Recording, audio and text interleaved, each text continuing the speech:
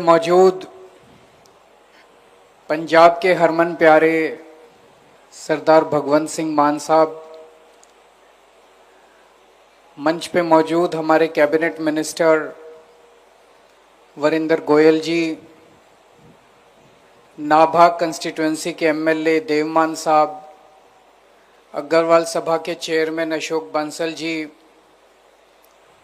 यहाँ पे आए हुए सभी मेरे प्यारे बहनों, भाइयों, माताओं, बुजुर्गों, बच्चों, आप सब लोगों को मेरा नमस्कार, सबको मेरा प्रणाम। सबसे पहले मैं अग्रवाल सभा को बहुत बहुत बधाई देता हूं कि आज इस ऐतिहासिक सभा में और ऐतिहासिक दिन, इस मौके पे, इस पवित्र स्थान पे, इस पवित्र मौके पे मुझे आमंत्रित किया, आप लोगों के बीच में शामिल होने का मौका दिया। इसके लिए मैं आप सबका बहुत बहुत आभारी हूँ, अग्रवाल सभा का बहुत बहुत आभारी हूँ। आज बड़ी खुशी का दिन है कि आज अग्रवाल स्मारक का यहाँ पे फाउंडेशन रखा गया। बहुत जल्दी ये बन के तैयार हो जाएगा। मुझे बताया गया कि ये बहुत भव्य और बहुत शानदार होगा और मैं समझता हूँ केवल उत्तर भारत नहीं, पूरे भारतवर्ष से लोग यहाँ पे आएंगे, महाराज अग्रसेन जी को अपनी श्रद्धांजलि देंगे, अपने आदर सत्कार देंगे और उनके जीवन से प्रेरणा लेके जाएंगे। मैं भी अग्रवाल समाज का सदस्य हूं, आप ही लोगों के बीच का व्यक्ति हूं। हम सब अग्रवाल महाराजा अग्रसेन जी के वंशज हैं और उनके बारे में जितना कहा जाए उतना कम है। उनका सबसे बड़ा संदेश अहिंसा का संदेश था, भाईचारे का संदेश था। और आज मुझे बेहद खुशी है कि अग्रवाल समाज, जिनको बनिया समाज भी कहते हैं, सबसे शांति प्रिय लोग आपको पूरी दुनिया के अंदर बनिए समाज के लोग मिलेंगे। सबसे शांति प्रिय लोग, किसी से लड़ाई झगड़ा नहीं करना, अपने काम से काम रखना। अक्सर 90% से ज्यादा लोग अपने व्यापार में, बिजनेस में, इंडस्ट्री में लगे रहते हैं। अपना सुबह जाना, शाम को आना, काम करना, रात दिन 24 घंटे मेहनत करना, यही हमारे समाज के लोगों की, और खूब मेहनती लोग हैं। 24 घंटे रात दिन खून पसीना बहाते हैं। मैं कल से सोच रहा था, यहां जब आना था, मैं अभी वरिंदर गोयल जी से भी बात कर रहा था। क्या आपने कभी बनिया समाज के, अग्रवाल समाज के किसी आदमी को भीख मांगते देखा है? मुझे नहीं लगता, मेरे को तो याद नहीं आता। अग्रवाल समाज का हर आदमी मेहनत करके खाना चाहता है। अग्रवाल समाज के हर आदमी का हाथ यूं रहता है, कभी भी यूं नहीं रहता। यही शिक्षा हमें महाराज अग्रसेन ने दी थी। हम 24 घंटे मेहनत करते हैं, खून पसीना बहाते हैं, पैसा कमाते हैं। ईमानदारी से पैसा कमाने में कोई हर्ज नहीं है। उसी पैसे से एक हिस्से से हम अपना परिवार पालते हैं, एक हिस्सा सरकार को टैक्स के रूप में दे देते हैं। आज ये जो सरकार चल रही है, हम इतने सारे काम कर पा रहे हैं, सड़कें बन रही हैं, पानी, बिजली, इतनी सारी चीजें जो सरकार कर रही है, वो इसीलिए कर रही है क्योंकि जनता टैक्स देती है और उस टैक्स में अग्रवाल समाज का बहुत बड़ा हिस्सा है। तो एक हिस्से से हम अपने परिवार का पेट पालते हैं, एक हिस्सा टैक्स में देते हैं, समाज के लिए रोजगार पैदा करते हैं। आप फलोगे फूलोगे तो पंजाब तरक्की करेगा, देश तरक्की करेगा, लोगों को रोजगार मिलेगा, सरकार को टैक्स मिलेगा। और फिर एक हिस्सा जो महाराजा अग्रसेन ने हमें संदेश दिया था, एक हिस्सा धर्म के काम में लगाते हैं। हर परिवार, मुझे लगता है अग्रवाल समाज का हर परिवार अपनी आमदनी में से एक हिस्सा जरूर कुछ ना कुछ, आपको हर जगह अग्रवाल धर्मशालाएं मिलेंगी। मिलती हैं कि नहीं मिलती? किसी शहर में चले जाओ अग्रवाल धर्मशाला जरूर मिलेगी, किसी शहर में चले जाओ अग्रवाल प्याऊ जरूर मिलेगी। पानी पिलाने का काम, स्कूल बनाने का काम, डिस्पेंसरी बनाने का काम, अस्पताल बनाने का काम, धर्मशाला बनाने का काम, जितने धर्म के काम है हर काम के अंदर आपको अग्रवाल समाज का अपना हिस्सेदारी जरूर मिलती है। तो मेरा यही मानना है कि सबसे शांति प्रिय कौम है। आज पंजाब की तरक्की में अग्रवाल समाज का बहुत योगदान है। पंजाब में टॉप के जितने इंडस्ट्रियलिस्ट व्यापारी उठा के देख लो, उसमें से कई लोग आपको अग्रवाल समाज के मिलेंगे। और केवल इंडस्ट्रियलिस्ट और उद्योगपति नहीं, हर क्षेत्र के अंदर आज पंजाब में हर क्षेत्र के अंदर अग्रवाल समाज अपनी भूमिका अदा कर रहा है। और पंजाब की तरक्की और योगदान के अंदर अग्रवाल समाज का बहुत योगदान है।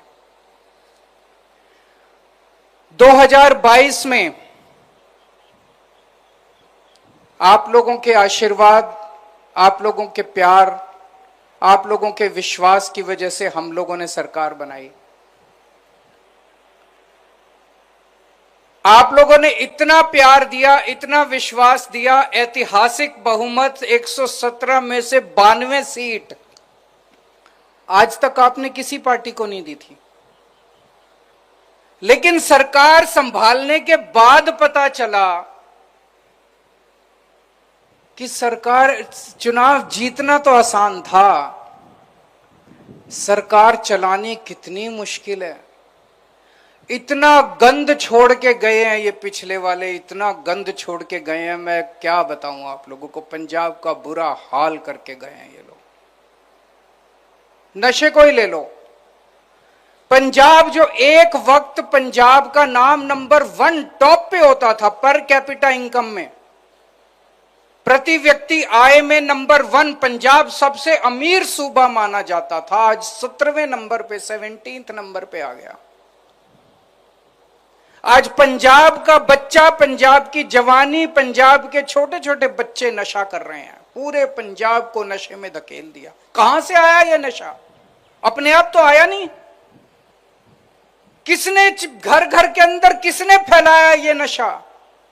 मुझे कहने की जरूरत नहीं है, हमारे से पहले वाली जो सरकारें थी उनके मंत्री अपनी सरकारी गाड़ियों के अंदर नशा घर घर डिस्ट्रीब्यूट किया करते थे। नशे के इंटरनेशनल स्मगलर उन मंत्रियों के घरों के अंदर रुका करते थे, ये रिकॉर्ड में है। पंजाब को बर्बाद करके चले गए। मुझे नहीं, हमारे कहा जाता है ना कि धर्म में कहा जाता है कि हर कर्म की सजा तो मिलती है। इन लोगों को सजा तो मिलेगी, भगवान सजा देगा, कानून सजा दे ना दे, लेकिन भगवान जरूर इनको सजा देगा। और मुझे लगता है कानून भी सजा देगा एक दिन इन लोगों को। जब हम लोगों ने सरकार संभाली, सबसे बड़ा चैलेंज हमारे लिए था नशा कैसे खत्म करें, नशा कैसे, पंजाब की जवानी को, पंजाब के बच्चों को, पंजाब के परिवारों को कैसे वापस लेके आए। अब नशे के विरुद्ध युद्ध शुरू हुआ है पिछले कुछ महीनों से। कुछ महीने पहले अगर मैं लोगों के बीच में जाता और कहता कि अगर आपके यहां कोई नशा बेच रहा है तो हमें बताओ, मुझे नहीं लगता कोई बताता। लोगों को डर लगता था, लोगों को भरोसा नहीं था। लोग कहते थे पुलिस भी मिली हुई है, प्रशासन भी मिला हुआ है, सरकार भी मिली हुई है। मैंने देखा था एक वीडियो के अंदर पंजाब के नशे के ऊपर कई फिल्में बनी हैं, कहता जी सरकार ही नशा बिकवाती है। आज 3-4 महीने के बाद माहौल बदल चुका है। इतने पिंड, इतने गांव पंजाब के अंदर कहानियां सुनने को मिल रही है। अब गांव के गांव तस्करों को, पुलिस को पकड़वा रहे हैं कि ये भी बेचता है, ये भी बेचता है। लोगों का भरोसा बढ़ गया है कि अब पुलिस, प्रशासन और सरकार मिलकर नशा खत्म करने पे लग गए हैं। लोगों का भरोसा बढ़ गया।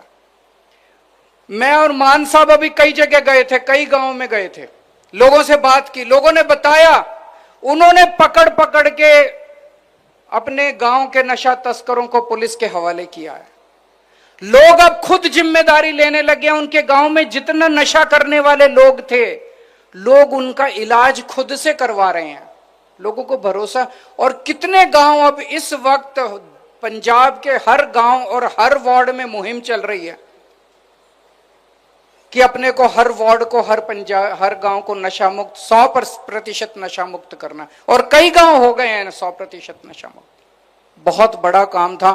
मुझे लगता है मरेंगे, ये सत्ता तो आनी जानी है, चुनाव आने जाने हैं, कोई जीतता है कोई हारता है, चलता रहता है, लेकिन मुझे लगता है मरेंगे तो सबसे बड़ा सुकून ये होगा। ऊपर वाले के पास जाएंगे तो कहते हैं ना, ऊपर वाले के पास जाके हिसाब देना होता है, तो ऊपर वाले के पास जाएंगे तो बड़े सुकून के साथ कह सकते हैं कि हमने बच्चों को नशे से बाहर निकाला था, पूरी कोशिश करके, पूरी ईमानदारी के साथ। जब हमने सरकार संभाली तो पता चला सारा खजाना खाली था, कुछ था ही नहीं, घाटे में चल रहा था सब कुछ। पुरानी सरकारें, कैप्टन साहब भी कहते थे, अकाली दल वाले भी कहते थे, खजाना खाली, खजाना खाली। सारा खजाना लूट के ले गए ये लोग। लेकिन हम रोए नहीं इनकी तरह। एक भी स्टेटमेंट दिखा दो जब मान साहब ने या मैंने कहा हो खजाना खाली है जी, ये काम नहीं हो सकता। हमने कभी नहीं कहा। मेरे से कोई पूछता था, जब मैं अक्सर जब भी दिल्ली के अंदर भी, पंजाब के अंदर भी चुनाव प्रचार करने जाता हूं, मैं पंजाब में प्रचार करने आता था, मैं कहता था बिजली मुफ्त कर दूंगा, महिलाओं को 1000-1000 रुपए देंगे, स्कूल बनवाएंगे, अस्पताल बनवाएंगे। लोग कहते थे पैसा कहां से आएगा? मैं कहता था बनिए का बेटा हूं, हिसाब किताब आता है, कहीं से लाऊं पैसा ले आऊंगा, चिंता ना करो। और 3 साल में साबित कर दिया। हम रोए नहीं, हमने कोई ये नहीं कहा कि पैसा नहीं है, पैसा नहीं है, खजाना का कहीं से भी लेके आए। आपके सारे काम कर रहे हैं कि नहीं कर रहे? बिजली मुफ्त हो गई नहीं हो गई पूरे पंजाब के अंदर? 70% से ज्यादा लोगों की बिजली मुफ्त आती है। इतने शानदार स्कूल बन रहे हैं, अस्पताल बन रहे हैं। अभी मान साहब ने बताया किस तरह से इतने मोहल्ला क्लिनिक बन गए, 54,000 लोगों को नौकरियां मिल गई। घर, खेत के अंदर पानी जा रहा है। कैसे हो रहे हैं इतने सारे काम? उनके टाइम में नहीं हुए। हमने तो कभी नहीं कहा पैसा नहीं है। पैसे की चिंता मत करना,